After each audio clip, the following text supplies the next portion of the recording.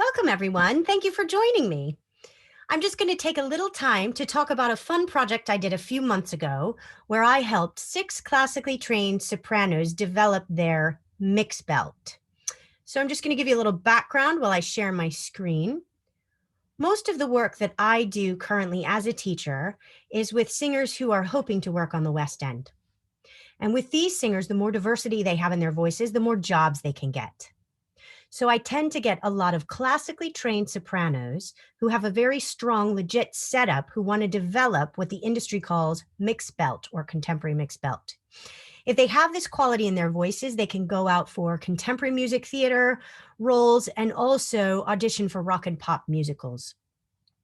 Now, I've been able to achieve success with these types of singers over a longer period of time, like 9 months to a year, but I wanted to challenge myself to see if I could shorten that time period to a 6 week intensive boot camp where they were getting a series of kinesthetic exercises designed to target the transitional areas in the voice and improve it through small, short bursts of practice. So before I go any farther, let me talk a little bit about the sound that I was training because it's a tricky sound, isn't it? So when the industry talks about mix, I think it's talking about at least 2 sounds and probably more. But for purposes of this presentation, I've lumped them into 2 buckets and I call them the Anna mix and the Elsa mix, simply because the characters in the movie version of Frozen use these qualities in their singing. So when you hear Anna sing, you hear a very thin, tilted, and twangy sound. Industry terms for this, and when I say industry, I mean casting directors in audition postings, music directors, agents. When they want this sound, you hear words like soprano mix, head mix, light mix. And as Estill trainers, we probably would train this using oral twang. So we'd set up the oral twang recipe and then extend it in our singers. And then we have the Elsa mix. And this is the mix that really fascinates me, simply because it sounds like belting and it's often confused for belting, but it's not belting. So you can hear this in a good portion of Let It Go, of Idina Menzel's recording of Let It Go in the movie version of Frozen. Industry terms for this: mixed belt, thick mix, chest mix, many, many, many terms. Now, as Estill trainers, we actually have the perfect recipe to help singers achieve this, and it's Estill speech quality. So in the Elsa mix, you set up speech quality and you extend it note by note. Now, for my 6 week boot camp, I was training Elsa. And that's simply because in my experience with these types of singers, if you train them in Elsa, you'll probably get an Anna along the way. But if you start out with Anna, it's very difficult for them to access Elsa. That's simply because there are sort of 3 common trends that I observe that these types of singers tend to do that make it more difficult for them to access speech. You see a lot of breath first, so a low recoil breath, transverse abdominal response. You see a tendency to flip and lower around F or G above middle C, so they flip into thin folds and lower the larynx.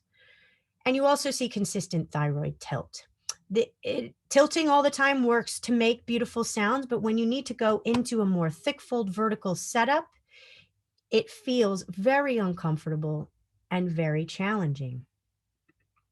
So my task was to establish Estill speech quality and extend the quality above speech range through the use of other figure conditions and qualities. How did I do that? Just to talk through the boot camp a little bit. Remember, the point of the boot camp was to kinesthetically strengthen speech range, a speech in the key areas. So that's from B flat 3 to C5 through short targeted exercises. I wanted to find the right candidate, so I had a narrow attractor state to work with. So I chose 6 candidates who identified as female and whose voices were classed as soprano. They had a minimum of 4 years formalized traditional classical training, and they all had a strong desire to develop this mixed belt. That was really important to me because I knew if they wanted it, they would practice more. And it was really important that the candidates actually practice the exercises that I gave them. 5 out of the 6 candidates I've done were professional singers, and they had varying levels of knowledge of Estill voice. So 3 of them were on the certification pathway or had certified at some level, and were also doing other Estill programs. Other three had no knowledge of Estill at all. And it was interesting because the level of attainment didn't really correlate to the prior knowledge of Estill, which was great. I wanted this to be using Estill model, but I didn't want it to be dependent upon a prior knowledge of Estill.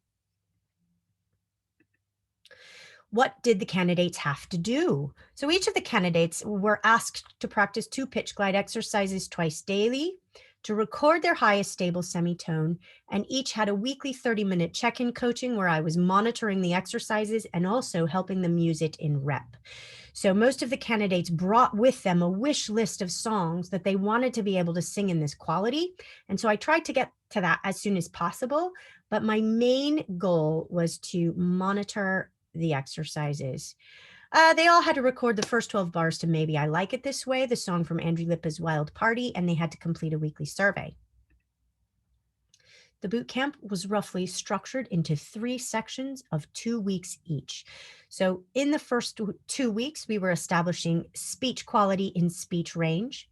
The boot camp was uploaded to Google Classroom. So all the exercises were in video and audio format, and the candidates had access to them whenever they wanted.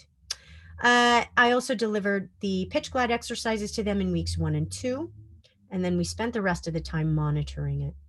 Weeks 3 and 4, we were extending above speech range using cry quality, head neck anchoring, and AES narrowing as a byproduct to create consistency above F and G. So between F4 and B flat 4 was really where we were targeting in weeks 3 and 4. We introduced a whiny child prompt to integrate cry quality, and we monitored the exercises.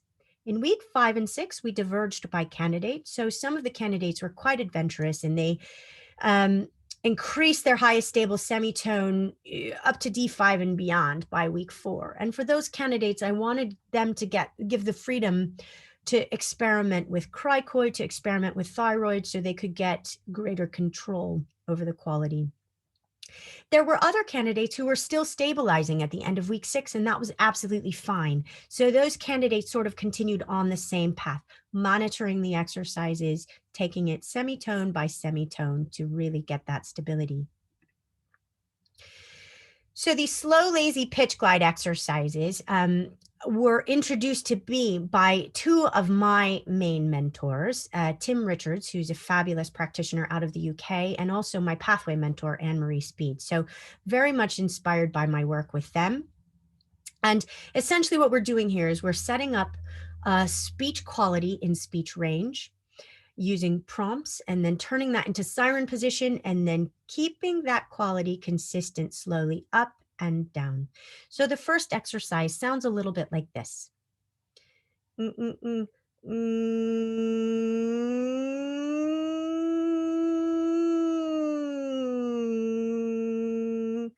goal is to keep the quality as you go up the range without scratching or shaking.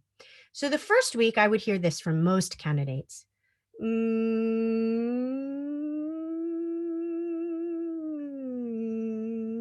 You can hear that sweetening, thinning, and lowering going on as they move up. So they were asked to keep it consistent and then take it as high as they could and record the highest stable semitone. For those of you outside the UK, a semitone is a half step, so we were working chromatically up by half steps. This was the chart that each candidate was given, and they recorded their highest stable semitone in each exercise at the end of the week. That's the highest note which they were able to maintain the quality without shakiness and scratching. They were also asked to record the first 12 bars of Maybe I Like It This Way. Now, that wasn't for any stylistic reason at all. It's simply because that section of the song has 2 phrases of speech and speech range, and then the third phrase extends up above speech range from F4 to B flat 4. So I wanted to get a gauge of how the candidates were transitioning through this area in each week. So I'd like to share a couple of the candidates' recordings so you can hear what I mean. This is candidate A in week 1.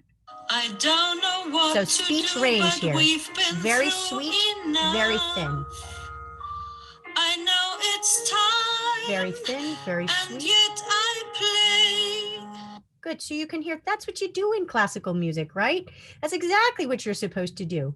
But we were reorienting to a different setup. So this is that candidate in week 6. I don't know what to do. So much thicker, much more vertical, slightly higher larynx position. I know it's time. That carries up. And yet I play.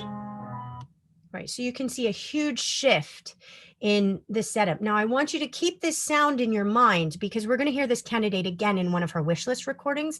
So you'll hear how this sound actually translates overall into her sound, and you'll see it's quite different, actually.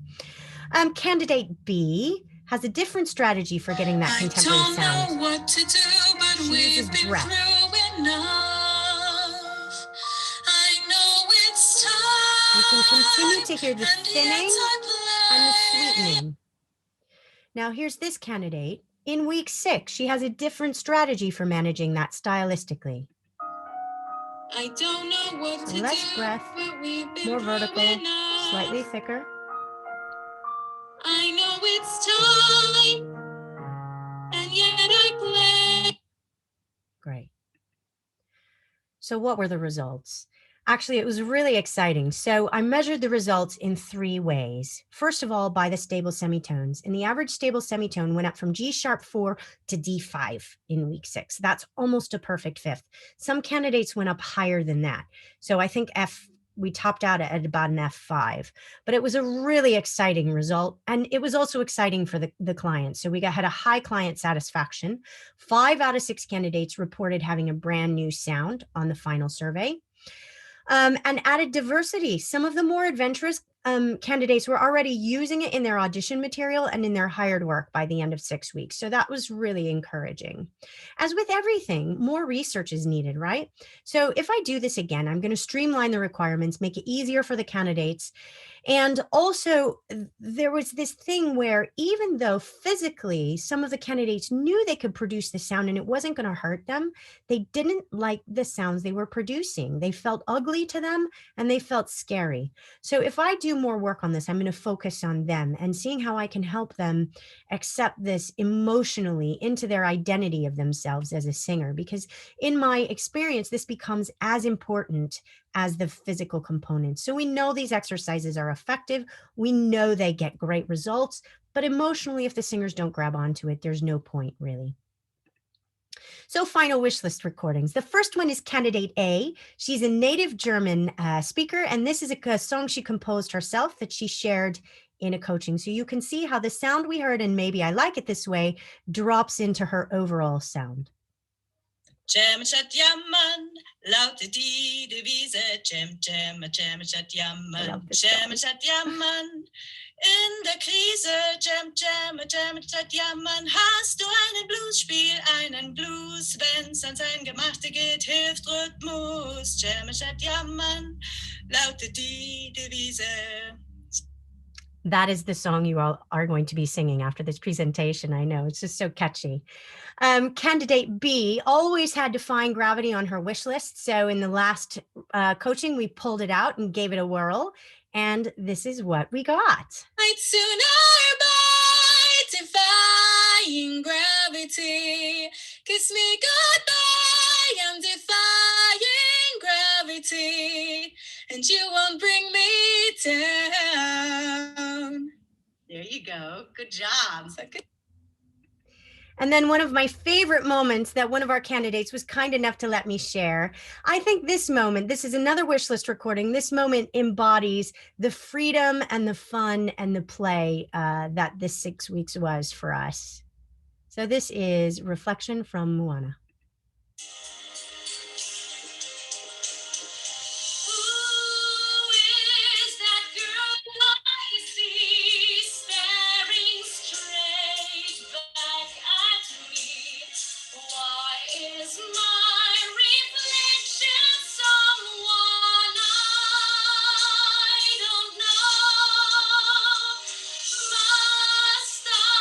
Pretend that I'm someone else.